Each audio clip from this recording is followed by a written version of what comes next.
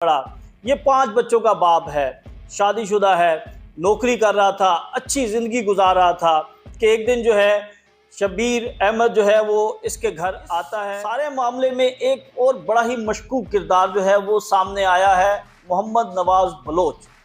मुबैना तौर पर इस एतराफ़ी बयान के मुताबिक मोहम्मद नवाज बलोच जो हैं वो निकाह ख्वाह हैं। इनकी पुरानी थी, इसके वालिद जो थे वो इसके ऊपर उन्होंने एहसान किया हुआ था, इनके मौसन थे। तो इस बात को देखते हुए उसने इनकार नहीं किया और वो ज़हीर के भाई शब्बीर के साथ बैठकर मोटरसाइकिल पर चला गया।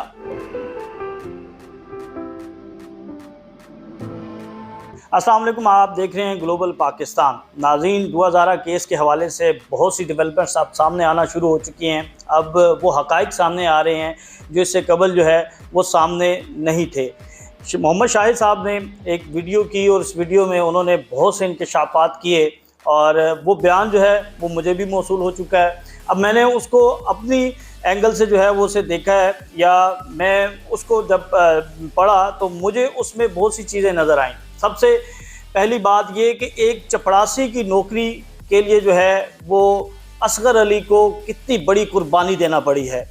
बुनियादी तौर पर असगर अली जो है वो पंजाब यूनिवर्सिटी में चपड़ासी की नौकरी करता है और इसको चपड़ासी की नौकरी दिलवाने में ज़हीर अहमद के जो वालिद हैं मुनीर अहमद, जो मरहूम फ़ौत हो चुके हैं, उन्होंने ये नौकरी दिलवाने में अहम किरदार अदा किया, या फिर उनकी सिफारिश के बाइस ये नौकरी मिली। ये एहसान चुकाते चुकाते असगर अली जो है वो जेल की सलाखों तक पहुंचा और 4 माह से ज़ायद जो है वो पाबंदे सलासल रहा। नाज़रीन, इस केस में इसका जो एतराफ़ी बयान है वो सामने आया है और इसमें इसने एतराफ़ जुर्म किया है। इसने बताया कि किस तरह इससे ये गलती सरजद हुई, इसको बताया नहीं गया था कि क्या हो रहा है, और जब ये इस सारे मामले में मुलव्विस हो गया तो फिर ये भी इस सारे वाक़े में बराबर का शरीक बन गया और इसी बुनियाद पर फिर इसे जो है वो 4 माह जेल में भी रहना पड़ा। ये 5 बच्चों का बाप है, शादीशुदा है, नौकरी कर रहा था, अच्छी ज़िंदगी गुजार रहा था कि एक दिन जो है शब्बीर अहमद जो है वो इसके घर आता है और आकर इसके घर का दरवाज़ा नॉक करता है और उसे कहता है कि आओ बैठो मेरे साथ मोटरसाइकिल पर, हमने एक जगह जाना है, एक काम है। क्योंकि बाउंडिंग इनकी पुरानी थी, इसके वालिद जो थे वो इसके ऊपर उन्होंने एहसान किया हुआ था, इनके मौसन थे। तो इस बात को देखते हुए उसने इनकार नहीं किया और वो ज़हीर के भाई शब्बीर के साथ बैठकर मोटरसाइकिल पर चला गया। अब उसे नहीं मालूम था कि शब्बीर उसे कहाँ लेकर जा रहा है, क्या मामला हो चुका है। ये उस दिन का वाक़या है जब दुआ ज़हरा लाहौर पहुँच चुकी थी और उसे अगले दिन उसे वकील के पास लेकर गए और मुबैना तौर पर जो एक कहानी बताई गई, उस कहानी को जो है वो अमली जामा पहनाया जा रहा था।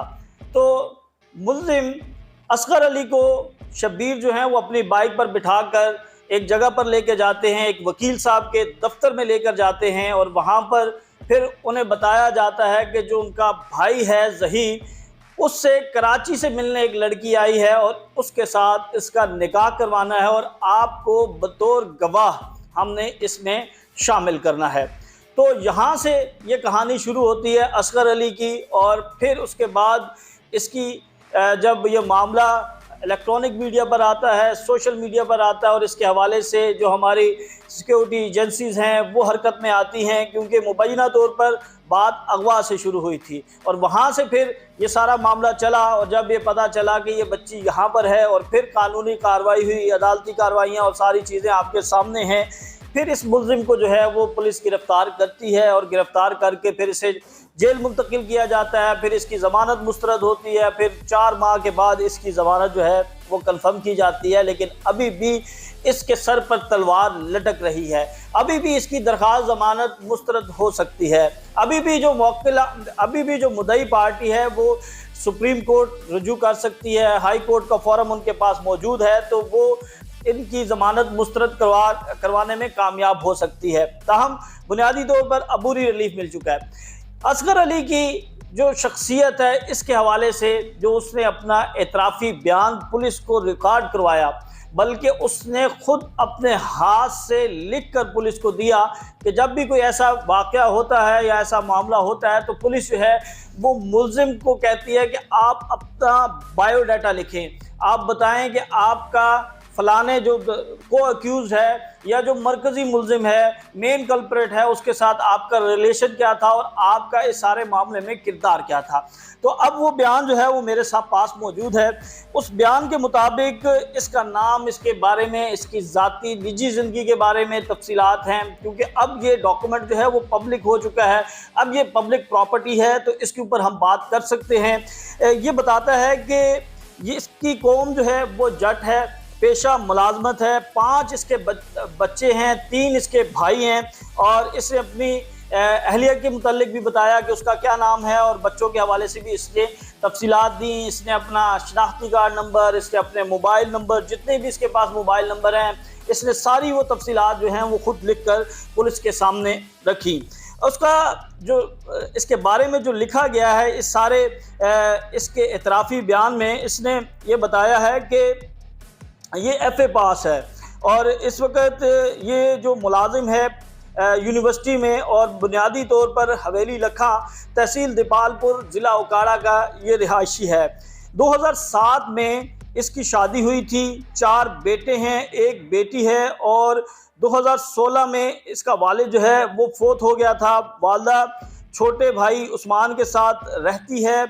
मुनीर अहमद, बुनियादी तौर पर यहाँ पर इसकी जो है वो जर्नी या इसकी कहानी जो है वो शुरू होती है। मुनीर अहमद अपनी फैमिली के साथ चुंगी इस्लाम नगर, जो कि मेरे गांव के करीब वाक़े है, पहले से रहता था। मेरे मामू गुलाम नबी के मुनीर अहमद से घरेलू ताल्लुकात थे और मुनीर अहमद ने मुझे लाहौर की जो यूनिवर्सिटी है वहाँ पर चपरासी की नौकरी दिलवाई थी। मुनीर अहमद जो है वो बहैसियत ड्राइवर उस यूनिवर्सिटी में मुलाजिम था, और मुनीर अहमद की बीवी जिसका नाम बताया गया है वो भी लाहौर की यूनिवर्सिटी में जो है वो नायब कासिद मुलाजिम है। मुनीर अहमद का ये कहना है कि उनका जो बड़ा बेटा है शब्बीर अहमद, लाहौर उसी यूनिवर्सिटी में बहैसियत क्लर्क जो है वो मुलाजमत कर रहा है, और मुनीर अहमद की वफ़ात के बाद इसकी बीवी, बेटे शब्बीर अहमद और ज़हीर अहमद को यूनिवर्सिटी की कॉलोनी में रिहाइश दी गई है और वहाँ पर ये रिहाइश पजीर हैं, ये गांव नहीं जाते। अच्छा, इनका ये कहना है कि मैं जो है ख़ुद उस यूनिवर्सिटी के हॉस्टल में रहता हूँ और मुझे एक मरतबा बीवी बच्चों के सिलसिले में गांव से बाहर भी जाना पड़ता है। इसका ये कहना है कि मोरखा 17/4/2022 को शब्बीर अहमद मेरे पास हॉस्टल में आता है और मुझे साथ जाने का कहा। मोटरसाइकिल पर बैठकर जा रहे थे। मेरे पूछने पर शब्बीर ने बताया कि अनारकली में एक वकील है, उसके ऑफिस जाना है। मेरे छोटे भाई ज़हीर की दोस्त कराची लड़की जो है वो कराची से आई है और इसका ज़हीर अहमद के साथ निकाह करवाना है और आप निकाह के गवाह के तौर पर दस्तखत करें। करीबन 11 बजे वकील के दफ्तर पहुंचे। दफ्तर में ज़हीर अहमद और लड़की जिसका नाम दुआ ज़हरा मालूम हुआ वो पहले से ही मौजूद थे। कारी गुलाम मुस्तफ़ा और निकाह खार रजिस्ट्रार मोहम्मद नवाज़ बलोच भी मौजूद थे। ये बड़ा अहम पॉइंट है नाज़रीन, इसके ऊपर मैं आखिर में बात करूंगा कि ये कितना बड़ा ब्लंडर किया है पुलिस ने और कितनी बड़ी ये सुकम है इस सारे मामले में और कहां कहां पर ये सारी चीज़ें हैं वो भी हम आपको तफसील से बताएंगे। अच्छा, ये बताते हैं कि निकाहनामे पर उनके दस्तखत करवाए गए बतौर गवाह। शब्बीर को जो है वो बतौर गवाह बनाया गया, फिर मोटरसाइकिल पर बिठाया और मुझे दोबारा यूनिवर्सिटी छोड़ दिया। 16/5 को कराची पुलिस ने केनाल रोड लाहौर से गिरफ्तार कर लिया और अदालत में पेश करके कराची लाए और कराची अदालत में जो है वो उन्हें पेश किया। ज़हीर और लड़की दुआ ज़हरा अब कहाँ हैं इससे इल्म नहीं। यानी ये 16/5/2022 को जो इसने बयान दिया था इसके मुताबिक ये कहता है कि अब मुझे इल्म नहीं है कि ज़हीर कहाँ पर है। नाज़रीन, इस सारे मामले में एक और बड़ा ही मशकूक किरदार जो है वो सामने आया है, मोहम्मद नवाज़ बलोच। मुबैना तौर पर इस एतराफ़ी बयान के मुताबिक मोहम्मद नवाज़ बलोच जो हैं वो निकाह ख्वाह हैं। अब ये जो कारी गुलाम मुस्तफ़ा हैं ये कौन हैं? क्या ये उनके असिस्टेंट हैं या ये उनके निकाह नामे पर जो है वो लोग निकाह पढ़ाते हैं, क्योंकि हमारे यहाँ ये भी एक रवायत है कि जो रजिस्टर्ड निकाह खां होता है उससे जो है वो निकाह ले लिया जाता है। वो जो उसके मौलवी साहबान दोस्त होते हैं जिनको जो निकाह खां रजिस्टर्ड नहीं होते, तो वो फिर खुद निकाह पढ़वाते हैं और एक अच्छी खासी रकम वसूल करते हैं, जिससे उनका रोज़गार जो है वो चलता है। तो क्या ये मामला है कि उसने जो है वो परत ली नवाज़ बलोच नामी निकाह खां से और परत लेकर जो है वो फिर वहाँ पर गया, या फिर ये नवाज़ बलोच साहब वहाँ पर मौजूद थे और इन्होंने निकाह पढ़वाया? तो फिर ये किरदार जो है वो बहुत ही मशकूक हो चुका है और इन्वेस्टिगेशन इदारों ने इस अहम नुक्ते को कैसे नज़रअंदाज कर दिया। मैं बहुत परेशान हूँ बतौर कोर्ट रिपोर्टर, बतौर जर्नलिस्ट। जब मैंने ये पढ़ा तो मेरे रोंगटे खड़े हो गए कि ये कैसे हो सकता है कि जो निकाह ख्वाह है उसको किसी ने पूछा ही नहीं, और वो शख्स जो जिसका निकाह ख्वाह लिखा ही नहीं हुआ वो शख्स काबिल गिरफ्त भी हो गया। वो 4 महीने जेल की सज़ा भी उसने भुगत ली और अब वो जो है वो ज़मानत पर है। लेकिन ये बात बड़ी ही तशवीशनाक है नाज़रीन के जो निकाह ख्वाह हैं, असल निकाह ख्वाह, वो मुबैना तौर पर उनके बारे में कोई तफसीलात आज तक सामने नहीं आ सकी। तो इसके हवाले से अब हमने इन्वेस्टिगेशन करनी है। इसके हवाले से मेरी ये कोशिश होगी कि इदारों से ये पूछूं कि ये जो सवाल है इसका मुझे जवाब दें, इस पर मुझे तसल्ली करें, सर्टिफाई करें, हमारी नाज़रीन को बताएं कि ये नवाज़ बलोच नामी मुबैना तौर पर ये शख्स कौन है और इसका नाम क्यों लिखा गया है। क्या ये गलती हुई है? क्या ये वाकई में जो इसने बयान दिया, इतराफ़ किया, क्या ये सच पर मबनी है? ये सवालिया निशानात हैं। ये वो सवाल हैं जो मेरे जहन में और यकीनन आपके जहनों में भी अब ये आना शुरू हो चुके हैं। ये सारी वो बातें हैं जो उसने खुद तहरीर कर कर पुलिस को बताई कि मैं इनके साथ कैसे रिलेशनशिप में आया, कैसे इन्होंने मेरी मदद की, और क्योंकि इनके वालिद मेरे मोहसिन थे और मैं इनकार नहीं कर सकता था, मैं इनको जो है वो ये नहीं कह सकता था कि मैं गवाह नहीं बनता। तो बुनियादी तौर पर ये चीज़ें अब खुलकर सामने आना शुरू हो चुकी हैं इस पूरे बयान में। और भी बहुत सी मशकूक जो हैं चीज़ें हैं, हम इसके हवाले से भी इन्वेस्टिगेशन करेंगे।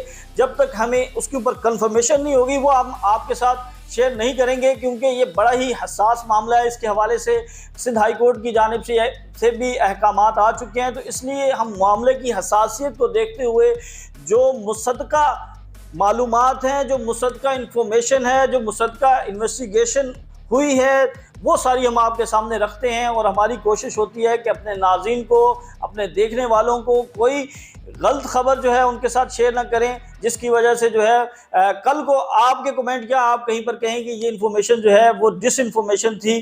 तो अगली वीडियो में इसी तरह के और बहुत से इंकशाफात हैं नाज़रीन, बहुत सी मालूमात हैं। अगली वीडियो तक के लिए इंतज़ार करें। तब तक के लिए इजाज़त दें। अल्लाह हाफ़िज़।